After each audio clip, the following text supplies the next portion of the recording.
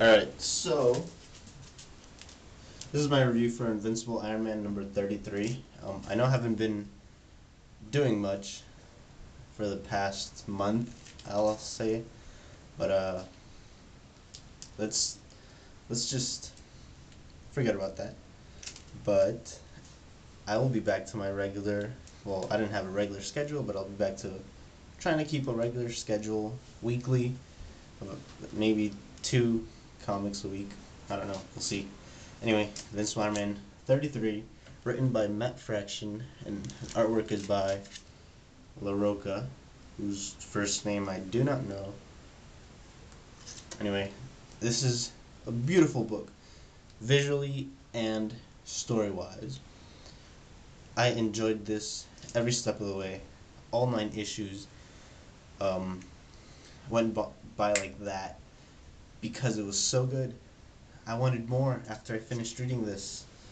That's unbelievable.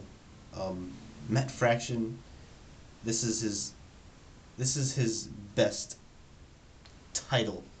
Forget Uncanny X-Men.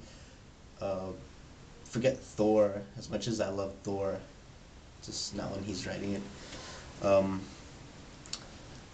This is something you should definitely pick up or get it in hardcover when it's released. I'm tempted to get the hardcover, and I picked up every single issue. It's just that good.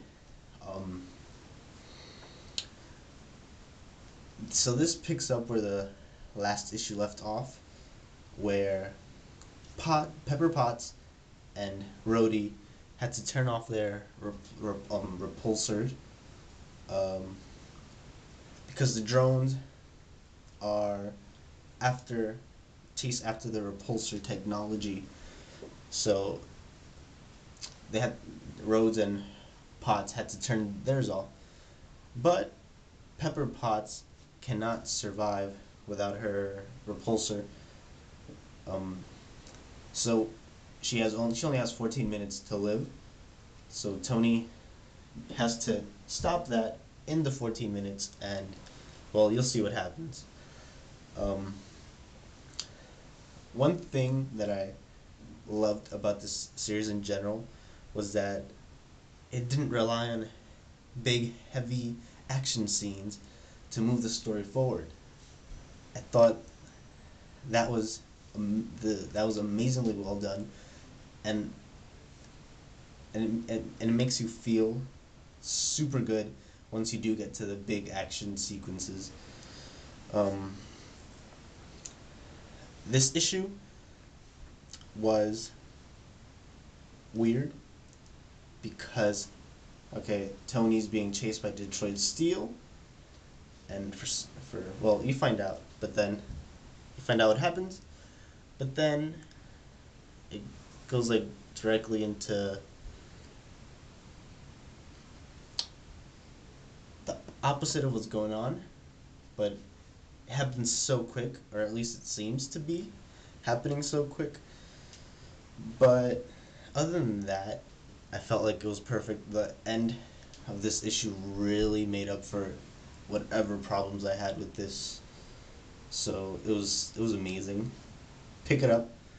This is definitely one of the best things I've read, and it's definitely the best thing out of the heroic age. So why aren't you reading this? You should be. Also, this is $3.99, $4. So there's a main story, then there's a little backup.